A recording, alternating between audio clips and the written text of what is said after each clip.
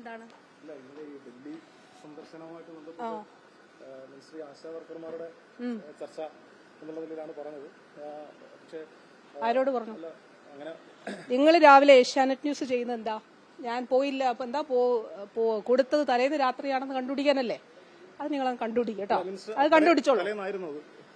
അതെനിക്ക് നിങ്ങളോട് പറയേണ്ട ആവശ്യമില്ലല്ലോ, ഞാൻ പറഞ്ഞിട്ടുണ്ട് കേട്ടോ. നിങ്ങൾ അതങ്ങ് വിശ്വസിച്ചോളൂ കേട്ടോ. നിങ്ങളിപ്പോ അതല്ലേ വരുത്തി തീർക്കാൻ ശ്രമിക്കുന്ന ഏഷ്യാനെറ്റ് ന്യൂസ് അതങ്ങ് വരുത്തി തീർക്കാൻ ശ്രമിക്കൂ കേട്ടോ. അല്ല, നിങ്ങളല്ലേ പറയുന്നത് കേന്ദ്രമന്ത്രിയുടെ ഓഫീസ് പറഞ്ഞു എന്ന്, അത് നിങ്ങളങ്ങ് വരുത്തി തീർത്തോളൂ.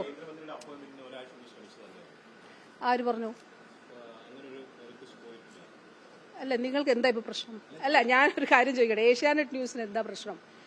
ഞാൻ ഒരു അപ്പോയിന്റ്മെന്റ് അനുവാദം തേടിയതാണോ പ്രശ്നം? പിന്നെ എന്താ പ്രശ്നം? അല്ല, എപ്പോ തേടണമായിരുന്നു? അല്ല, എപ്പോ തേടണമായിരുന്നേ?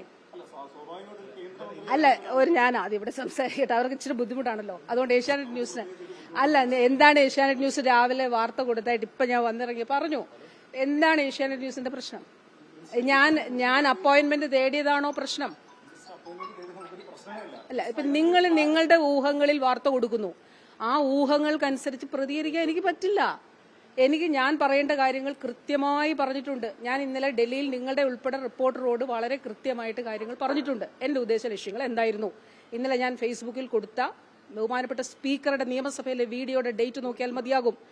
ഇനി അങ്ങനെ ഡൽഹിയിൽ പോകുമ്പോൾ ഞാൻ ഈ ആശമാരുടെ ഒരു കേന്ദ്ര സ്കീമിലുള്ള ആശമാരുടെ സമരത്തിന്റെ പശ്ചാത്തലത്തിൽ ഡൽഹിയിൽ കേന്ദ്രമന്ത്രിയെ കാണാൻ അനുവാദം തേടിയത് തെറ്റാണോ? എനിക്കതാ അറിയാതെ. തെറ്റാണോ? അത്രേ ഉള്ളൂ. അല്ല, അതിന്റെ ഔചിത്യം എന്താണ്? നിങ്ങൾ എന്താ പറയുന്നത്? എപ്പോഴാ തേടി? അല്ല, ഞാനൊന്ന് സംസാരിച്ചിട്ട് അടുത്ത ആളിലോട്ട് അങ്ങോട്ട് സംസാരിക്കാം. വണ്ടുകൊണ്ടല്ല, ഒന്ന് സംസാരിക്കട്ടെ. രാവിലെ അവര് കൊടുത്തായിട്ടാണ് ഞാൻ കണ്ടത്, മാതൃഭൂമി കൊടുത്തായിട്ട് ഞാൻ കണ്ടില്ല. അത് ഞാൻ പറയാലോ. അപ്പൊ ഏഷ്യാനെറ്റ് ന്യൂസിന് എപ്പോഴാണ് ഞാൻ കൊടുത്തതെന്നാണ് നിങ്ങൾ പറയുന്നത്? ഏഷ്യാനെറ്റ് ന്യൂസ് പറയും. അല്ല, എപ്പോ എടുക്കണമായിരുന്നു? എടുക്കുമല്ലോ. അപ്പൊ അല്ല, ഞാൻ എപ്പോ എടുത്തു എന്നാണ് നിങ്ങൾ പറയുന്നത്? അത് വിശ്വസിച്ചാൽ മതി. എനിക്ക് എന്റേത് അത് നിങ്ങൾ വിശ്വസിച്ചാൽ മതി. ചോദിച്ചോളൂ. എനിക്ക് ഞാൻ പറയാനുള്ള കാര്യങ്ങൾ പറഞ്ഞിട്ടുണ്ട്.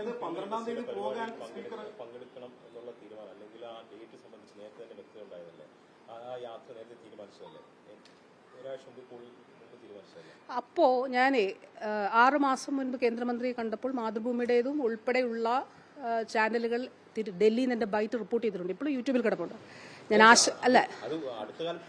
ഞാൻ പറയട്ടെ, ആശാ വർക്കർമാരുടെ കാര്യം ഞാൻ അതിലും പറഞ്ഞിട്ടുണ്ട്. എയിംസ് പറഞ്ഞു, ആശാ വർക്കർമാർ. പക്ഷെ ഞാൻ ഇതിനെ റിക്വസ്റ്റ് ചെയ്യുന്നതിന്റെ ഒരു സാഹചര്യമുണ്ടല്ലോ. എന്താണ്? വളരെ കുറച്ച് ആശമാരാണെങ്കിലും SUCIയുടെ നേതൃത്വത്തിൽ കുറച്ച് ആശമാർ നമ്മുടെ ഇവിടെ സമരം ചെയ്യുന്നു. പിറ്റേ ദിവസം അവർ നിരാഹാരത്തിലേക്ക് പോകുന്നു. അപ്പോൾ തലേ ദിവസം വീണ്ടും NHM അവരെ ചർച്ചയ്ക്ക് വിളിച്ചു. മന്ത്രിയോട് വീണ്ടും ചർച്ച ചെയ്യണമെന്ന് പറഞ്ഞു. അപ്പോൾ ആ അതിന്റെ അടിസ്ഥാനത്തിൽ ഇവർ വീണ്ടും ഈ സമരം തുടരുന്നതും പിന്നെ ഒരു നിരാഹാര സമരത്തിലേക്ക് പോകുന്ന സാഹചര്യത്തിൽ ഒരു കേന്ദ്ര സ്കീം ആണല്ലോ ഡൽഹിയിൽ പോകുമ്പോൾ സ്വാഭാവികമായിട്ടും. അപ്പം 12-ാം തീയതി ഈ ബഹുമാനപ്പെട്ട സ്പീക്കർ ഇത് പറയുമ്പോൾ ആശമാരുടെ സമരം തീർക്കണം എന്നുള്ളതാണല്ലോ നമ്മൾ പ്രതീക്ഷിക്കുന്നത്. അപ്പോൾ തീരാതെ മുന്നോട്ട് പോകുന്നൊരു സാഹചര്യത്തിലാണ് തലേ ദിവസം വീണ്ടും ആശമാരുടെ ചർച്ചയിലും ഈ കാര്യം പറഞ്ഞിരുന്നു. NHMന്റെ ചർച്ചയുടെ അതിനുശേഷമാണ് ഞാനുമായിട്ട് ചർച്ച നടത്തിയത്. അപ്പോൾ അതുകൊണ്ട് തീർച്ചയായിട്ടും തലേന്ന് തന്നെ കൊടുത്തു, അപ്പോയിന്റ്മെന്റ് എടുത്തു. അല്ല, അതാണ് സാഹചര്യം. മനസ്സിലായി, വ്യക്തമായത് കരുതുന്നു. അല്ലെ, ഇത് വളരെ കഷ്ടമാണ്. യെസ്, കറക്റ്റ്, അത്രേ ഉള്ളൂ. പക്ഷെ ഇത് ഞാൻ പറയട്ടെ, അതില് ഇപ്പം സംസ്ഥാനത്തെ ആരോഗ്യമന്ത്രിയോ ക്രൂശിക്കുന്നതിന് വേണ്ടിയിട്ടാണ് ഈ ഏഷ്യാനെറ്റ് ന്യൂസ് ശ്രമിക്കുന്നതെന്നാണ് എനിക്ക് കാണുന്നത്. അതിൽ ഏഷ്യാനെറ്റ് ന്യൂസും ചില മാധ്യമ പ്രവർത്തകരും ചില മാധ്യമങ്ങളും ഇതാണ് സാഹചര്യം. വളരെ ക്ലിയർ ആണ്. അതായത് നിങ്ങൾ ആദ്യം പറഞ്ഞ എന്താണ്? ഈ പേര് പറഞ്ഞിട്ട് മന്ത്രി ഇതേ പോന്നു. ആര് പറഞ്ഞു? 2 ലക്ഷ്യങ്ങളുണ്ടെന്ന് പറഞ്ഞു. എന്റെ വീഡിയോയിൽ നിങ്ങൾക്ക് കാണാൻ പറ്റും. 2 ലക്ഷ്യങ്ങളുണ്ട്. കേന്ദ്രമന്ത്രിയെ കാണണമെന്നുള്ളതും രണ്ടാമത് ഞാൻ ഒന്നുകൂടെ വേണമെങ്കിൽ വീഡിയോ എടുത്ത് കാണിക്കണം. അപ്പൊ നിങ്ങളുടെ രണ്ടാമത് ഞാൻ പറഞ്ഞു ക്യൂബൻ ഡെലിഗേഷനുമായിട്ട് സന്ദർശനം 2023 ജൂൺ മാസത്തിൽ ബഹുമാനപ്പെട്ട മുഖ്യമന്ത്രി ക്യൂബയിൽ നടത്തിയ സന്ദർശനത്തിൽ ഞാനും പങ്കാളിയായിരുന്നു. അതിൽ ഉണ്ടായിരുന്നു, ഞാനുണ്ടായിരുന്നു, ബഹുമാനപ്പെട്ട ധനകാര്യ മന്ത്രി ഉണ്ടായിരുന്നു. അപ്പോ ആ ഡെലിഗേഷനിൽ പോയതിന്റെ അടിസ്ഥാനത്തിൽ 4 മേഖലയിൽ ആരോഗ്യവകുപ്പിൽ ഉപസമിതികൾ ചർച്ച ചെയ്യുന്നുണ്ട്. 1 cancer vaccine, 2 dengue vaccine, 3 diabetic food അൾസറിന് വേണ്ടിയിട്ടുള്ള മരുന്ന്, 4 അൽഷേമസ് പോലുള്ള ന്യൂറോ ഡീജനറേറ്റീവ് ഡിസോർഡേഴ്സിന് വേണ്ടിയിട്ടുള്ള മരുന്ന് അവർ ഡെവലപ്പ് ചെയ്യുന്നുണ്ട്. അപ്പോൾ ഈ 4 മേഖലയിലും നമ്മൾ ചെയ്യുന്നുണ്ട്. അതുകൊണ്ട് ക്യൂബൻ ഡെലിഗേഷൻ കേന്ദ്ര സർക്കാരിന്റെ ക്ഷണം സ്വീകരിച്ച് ഇന്ത്യയിൽ വന്നപ്പോൾ കേരളത്തിന്റെ ഡെലിഗേഷൻ നമ്മുടെ ഒരു ഡോക്ടേഴ്സിന്റെ മുഴുവൻ ടീമും ഉണ്ടായിരുന്നു, ACS ഉൾപ്പെടെ മുഴുവൻ ആളുകളും ഉണ്ടായിരുന്നു. അതുകൊണ്ടാണ് സഭ നടക്കുന്ന സാഹചര്യത്തിൽ 20-ാം തീയതിയിലെ ഈ ഞങ്ങൾക്ക് പോകുന്നതിന് മറ്റു മിനിസ്റ്റേഴ്സിന് ഇന്നലെ ധനപരമായിട്ടുള്ള ഉത്തരവാദിത്തങ്ങൾ ബിസിനസ് ഉണ്ടായിരുന്നു ഫ്ലോറിൽ. അപ്പൊ അതുകൊണ്ട് പ്രതിപക്ഷ നേതാവുമായിട്ട് കൂടി സംസാരിച്ചുകൊണ്ട് ഞങ്ങളെ 3 പേരെയും പോകാനായിട്ട് അനുവദിച്ചു. അതിനുശേഷം വീണ്ടും സമരം, അതിന്റെ ശേഷം ആരോഗ്യവകുപ്പുമായി ബന്ധപ്പെട്ട വിഷയം എന്താണ്, ഇവരോട് വീണ്ടും നമ്മൾ ചർച്ച നടത്തി, തലേദിവസം നടത്തുന്നു. ആ ചർച്ചയിലും ഇത് പിറ്റേന്ന് നിരാഹാരത്തിലേക്ക് പോകുന്നു. മനസ്സിലായില്ലേ? അപ്പോ അതുകൊണ്ട് കാണണമെന്ന് തീരുമാനിച്ചു, അപ്പോയിന്റ്മെന്റ് എടുക്കുന്നു. ഇതാണ് സാഹചര്യം. ഇനി ഇത്രയും പറഞ്ഞു കഴിഞ്ഞാൽ ഒരു കാര്യം പറയട്ടെ, ഇത് വളരെ കഷ്ടമാണ്. കാരണം അല്ല, അത് അദ്ദേഹം തരും. ഞാൻ ഇന്നലെ ഡൽഹിയിൽ പറഞ്ഞ കാര്യവും ഇപ്പൊ പറയുന്നതും തരട്ടെ. ഇല്ല, തരുമെന്ന് പ്രതീക്ഷിക്കുന്നു. അങ്ങനെ പറഞ്ഞിട്ടുണ്ടോ? അല്ല, അങ്ങനെ പറഞ്ഞിട്ട് അല്ല ഞാനിപ്പോ തെരഞ്ഞെടുപ്പ് പത്രിക കാണിച്ചു അല്ല, ആൾക്കാര് ഇതൊന്ന് വായിച്ചു നോക്കിക്കാട്ടെ, ഒന്ന് വായിച്ചു നോക്കണം എന്നാണ് എനിക്ക് പറയാനുള്ളത്. ഇതൊന്ന് വായിച്ചു നോക്കിയിട്ടേ പ്രകടന പത്രികയിൽ പറഞ്ഞ കാര്യം എന്താണെന്ന് അങ്ങൊന്ന് വായിച്ചു നോക്കണം. അല്ല, മാധ്യമങ്ങൾക്ക് എന്തും പറയല്ലോ. കേരളത്തിലെ ചില മാധ്യമങ്ങൾ, ഞാൻ ഇന്നലെ ഈ പ്രശ്നം ഉണ്ടാകാൻ കാരണം എന്താ, ഡൽഹിയില് വ്യാജ വാർത്താക്കുറിപ്പ് കൊടുത്തതിനെ കുറിച്ച് അവരെന്നെ ഓർമ്മിച്ചു, ഞാനത് പറഞ്ഞു. ഇതൊന്ന് വായിച്ചു നോക്കിയാട്ടെ. LDFന്റെ നിയമസഭാ തെരഞ്ഞെടുപ്പ് പ്രകടന പത്രം 2021 തൊഴിൽ നയം 891 ഒന്ന് വായിക്കാമോ? അത് തൊഴിൽ നയത്തിൽ പൊതുവിൽ വരുന്നത്. ഇതൊന്ന് വായിച്ചേട്ടെ. അംഗനവാടി ജീവനക്കാർ വായിച്ചാട്ടെ.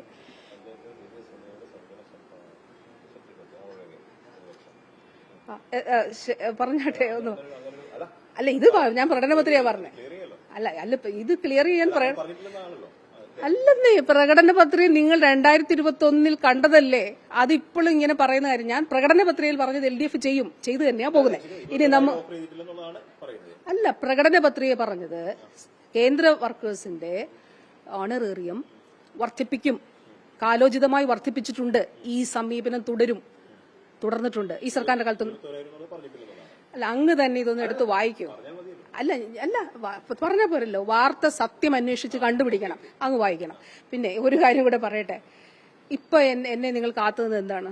എപ്പോഴാണ് ഞാൻ അപ്പോയിന്റ്മെന്റിന് കത്ത് കൊടുത്തതെന്ന് ചോദിക്കാൻ വേണ്ടിയിട്ടാണ് ഏഷ്യാനെറ്റ് ന്യൂസ് റിപ്പോർട്ടറിനോട് അങ്ങനെയാണ് ചോദിച്ചത്. അപ്പൊ ഇന്ന് രാവിലെ നിങ്ങൾ കൊടുത്തായിട്ട് ഞാൻ കാണുന്നത് മന്ത്രി പറഞ്ഞത് പച്ചക്കള്ളം, നിങ്ങൾ ജന്മഭൂമി വാർത്ത കൊടുത്തു എന്നാണ് ഞാൻ കരുതുന്നത്. ജന്മഭൂമിയുടെ വാർത്തയ്ക്കകത്ത് ഇന്നലെയുടെ ടൈം ലൈനിൽ കിടക്കുന്നത് ആ ജന്മഭൂമി വാർത്തയ്ക്കകത്ത് അതിന്റെ തലേദിവസം കൊടുത്തു എന്നുള്ളതാണ് അല്ലേ? അപ്പോൾ ഇന്നലെ കൈരളിയുടെ റിപ്പോർട്ട് എന്നോട് ചോദിച്ചു കൊടുത്തതിന്റെ അപ്പോയിന്റ്മെന്റ് ലെറ്റർ ഉണ്ടോ, അതിന്റെ അന്നേരം തന്നെ ഞാനത് കൊടുത്തിരുന്നു.